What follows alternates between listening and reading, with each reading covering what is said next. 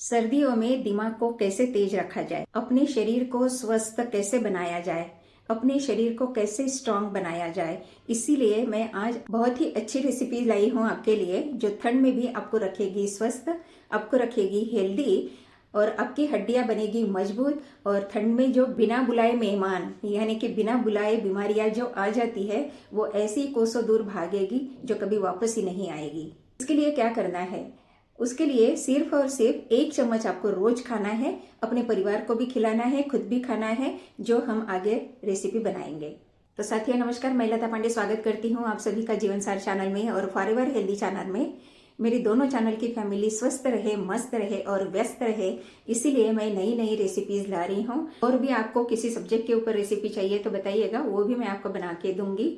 सर्दियों में अगर गोंद आप खाते हैं तो आपके शरीर का दर्द, आपके कमर का दर्द ऐसे छूमंतर हो जाता है, घुटनों का दर्द भी भाग जाता है और आप रहते हैं तंदुरुस्त, आप रहते हैं हेल्दी और आपको कभी मेडिसिन की जरूरत भी नहीं पड़ेगी। अगर ये रेसिपी आप बना के खाते हैं तो रहेंगे फॉरएवर हेल्दी। तो चलिए चलते हैं वीडियो की तरफ। इसके लिए मैंने लिया है 100 ग्राम गोंद। ये मेरे पास तो ऐसे है दरदरा सा ही। अगर आपके पास में अगर ये बड़े ढेले में है तो इसको पहले खलबत्ते में कूट लीजिएगा और उसके बाद में फिर मिक्सी में बारीक पाउडर इसकी बना लीजिएगा। खलबत्ते में कूटना इसलिए ज़रूरी है कि हमारी मिक्सी खराब ना हो। तो इसके लिए मैंने लिए है ये 100 ग्राम गोंद और इसकी मैं अभी बारीक पाउडर बना लेती हूँ।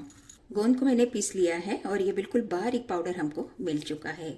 ये जो गोंद मैंने लिया है ना, ये सर्दियों वाला है, जो बबुल का होता है और ये शाइन करता है।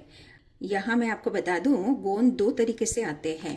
एक तो आता है बबुल का जो चमकता है और एक होता है गोंद कतीरा। वो थोड़ा डल डल सा कलर होता है उसका, वो वाइट ही होता है लेकिन उसका थोड़ा डल कलर होता है। गोंद कतीरा को हम लोग यूज करते हैं गर्मी में और सर्दियों में हम लोग यूज करते हैं ये बबुल का गोंद। तो मैंने ये सर्दियों वाला गोंद लिया हुआ है और जिस कढ़ाई में बनाना है उसी में ही मैं इसमें डाल रही हूँ। आप पैन में बना रहे हैं तो पैन में डाल दीजिएगा या अलग से बाउल में भी इसको डाल सकते हैं। तो मैंने एक कढ़ाई ली है और कढ़ाई में ही मैं इसको डाल रही हूँ। अब यहाँ एक रेशियो हमको याद रखना है कि अगर आपने 100 ग्राम गोंद लिया है तो 100 ग्राम घी ही आपको लेना है। अब ये घी मैं इसमें डाल देती हूँ। ये मैंने घी घर का लिया हुआ है।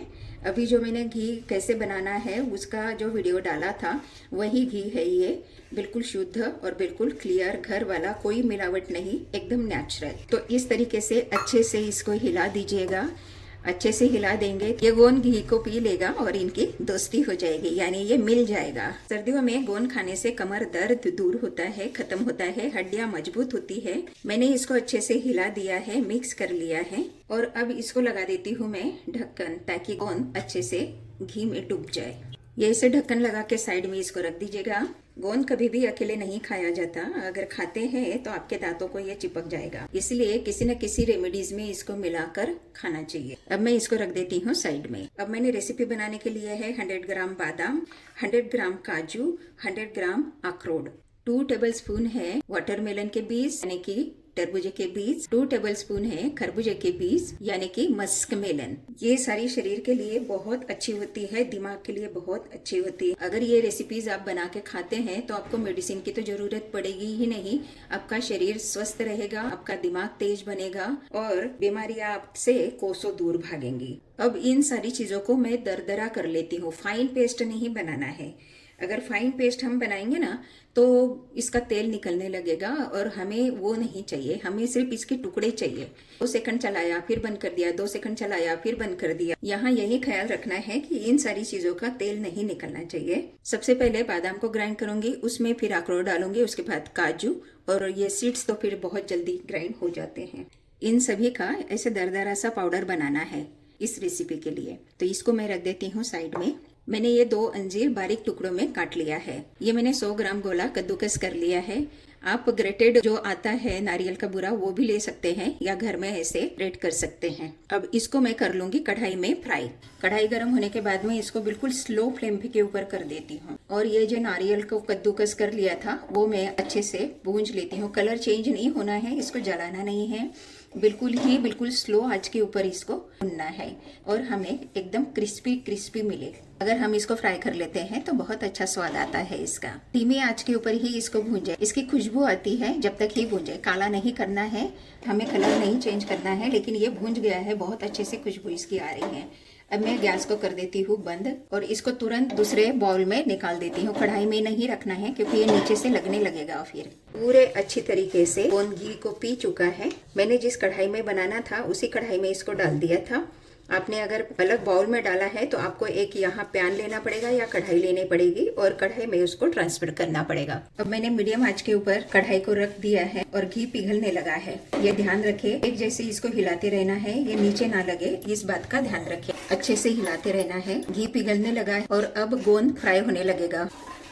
यहाँ ध्यान रखना है कि गोंद अच्छे से फ्राई हो जाना चाहिए, कच्चा ना रहे। अगर कच्चा रहेगा तो रेसिपी का टेस्ट भी अलग आएगा और आपके दांतों में भी आएगा गोंद, इसलिए अच्छे से फ्राई करना बहुत जरूरी है। अब देखिए गोंद फ्राई होने लगा है, आप देखे होंगे गाढ़ा हो रहा है और ये फ्राई हो रहा है। बारीक बारीक होने के बावजूद भी ये देखिए कितना मस्त फ्राई हो रहा है। बारीक करना इसलिए जरूरी है कि अगर मोटे दाने होंगे ना तो वो अच्छे से फ्राई होगा नहीं। गोंद यहाँ जले ना, इस बात का ध्यान रखना है। गोंद का कलर अभी देखिए थोड़ा थोड़ा चेंज होने लगा है। जैसे कढ़ाई में अगर लगा है तो वो भी निकाल दे, नहीं तो वो कच्चा रह जाएगा। इसको धीमी आंच के ऊपर ही पकाना है। जल्दी जल्दी के चक्कर में आपका गोंद जल जाएगा। जल गया तो ये कलर भी चेंज हो जाएगा और इसका स्वाद भी चेंज हो जाएगा। फिर बहुत अच्छी खुशबू आ रही है। गोंद हमारा फ्राई हो चुका है। अब यहाँ मैं डाल रही हूँ 250 ग्राम दूध।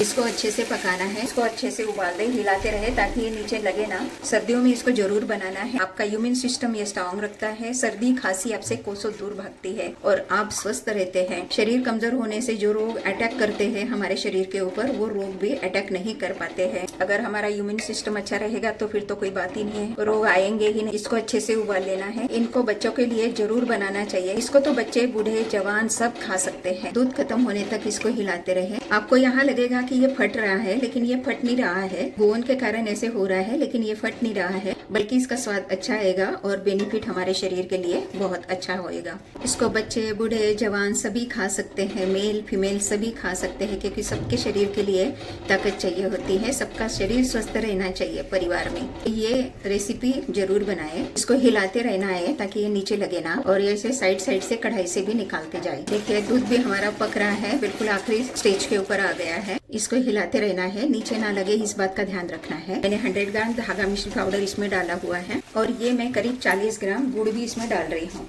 100 ग्राम धागा मिश्री और 40 ग्राम गुड़ इसमें डाला है मैंने। मिश्री और गुड़ अच्छे से पिघल गया है, कलर ही इसको बहुत अच्छा आ रहा है। अब इस स्टेज के ऊपर मैं डाल दूंगी कद्दूकस किया हुआ और भुना हुआ नारियल। इसको अच्छे से हिलाते जाए। अब इसके ऊपर से मैं डाल दूंगी ये हमारे जो ड्राई फ्रूट्स। यहाँ गैस को बिल्कुल धीमी आंच के ऊपर कर दे। अब इसको मैं अच्छे से करूंगी मिक्स। इसको हिलाते रहना है ताकि ये नीचे से जले ना। अब सारी चीजें बहुत अच्छे से मिक्स हो चुकी है। यहाँ गैस की फ्लेम मैंने बिल्कुल धीरे कर दी है। यहाँ मैं डालूंगी अंजीर, यहाँ मैं डालूंगी 1 चम्मच इलायची पाउडर, 1 चम्मच सौंठ पाउडर। सौंठ को हमारे महाराष्ट्र में सूंठ भी बोलते हैं। सौंठ पाउडर अगर आप डालते हैं तो खांसी नहीं होगी और खांसी जुकाम कोसों दूर रहेगा आपके लिए। ऊपर से मैं डालूंगी पॉपी सीड्स, 1 चम्मच पॉपी सीड्स यानी कि खसखस। ऊपर से मैं डालूंगी आधा चम्मच जायफल।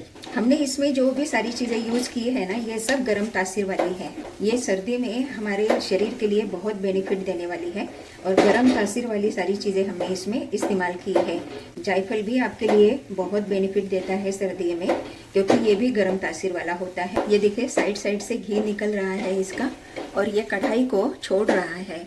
ये जो दरदरी सी चीजें थी ऊपर से, इनको मैंने आधा चम्मच घी डालकर फ्राई कर लिया है ताकि ये क्रंची हो जाए और मुंह में आएंगे खाने के लिए ना तो बड़ा अच्छा लगेगा। ये मैं इनको डाल के इसमें मिक्स कर देती हूँ। बहुत अच्छे से मिक्स कर दीजिएगा, दिखने में भी अच्छा लगेगा और खाने में भी अच्छा लगेगा। देखिए ऊपर से आ रहे हैं ना बादाम के टुकड़े, तो ये फ्राई किए हुए हैं। अब ये साइड से घी छोड़ रहा है तो ये समझिए कि हमारा पाक पूरा तैयार हो चुका है। अगर घी नहीं छोड़ रहा, कढ़ाई से नहीं छूट रहा है, तो ये समझिए कि आपने घी कम डाला है। इसलिए इसके रेशियो का बड़ा ध्यान रखना है, क्योंकि 100 ग्राम अगर आप गोंद लेते हैं तो 100 ग्राम ही घी लेना है आपने, और बाकी सारी चीजों में तो ऑलरेडी तेल होता ही है। बिल्कुल परफेक्ट हमारी रेसिपी बन चुकी है। यहाँ आजकल हर चीज़ में बहुत मिलावट होती है, लेकिन अगर हम घर में बनाते हैं तो हमें पता होता है कि क्या चीज़ हम डाल रहे हैं। एकदम शुद्ध चीज़ें हम लोग और ओरिजिनल चीज़ें हम लोग इस्तेमाल करते हैं, तो इसीलिए घर पे इस चीज़ को जरूर बनाएं। तो अब मैं इस हेल्दी पाक को एक बाउल में ट्रांसफर कर लेती हूँ और नीचे से कर देती हूँ गैस को बंद। तो अब ये देखिए हमारी रेसिपी बनके तैयार है। अगर आप ये रेसिपी बनाते हैं तो आपको मेडिसिन लेने की जरूरत नहीं पड़ेगी, सारी बीमारियां आपसे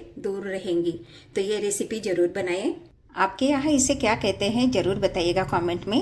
अब इसका आपको रोज सिर्फ और सिर्फ 1 चम्मच खाना है। आपके घर में जितने मेंबर हैं उतने चम्मच गरम कर लीजिएगा। माइक्रोवेव में भी आप इसको गरम कर सकते हैं या दूध के साथ में गरम करके भी आप खा सकते हैं इसको। और सभी को 1-1 चम्मच खिलाना है और खुद भी खाइएगा और अपने परिवार को भी खिलाइएगा और मेडिसिन को घर से भगाइएगा, तो रहेंगे आप फॉरएवर हेल्दी। और ये वीडियो आपको अच्छा लगा तो लाइक कमेंट कर दीजिएगा और जितना ज़्यादा से ज़्यादा हो सकता है उतना शेयर भी कीजिएगा ताकि उन्हें भी इसका बेनिफिट मिले। और अभी तक अगर चैनल को आपने सब्सक्राइब नहीं किया है तो सब्सक्राइब अवश्य कर लीजिएगा और हमारे फैमिली में ऐड हो जाइएगा। मैं लता पांडे मिलती हूँ अगले वैल्यूएबल वीडियो में।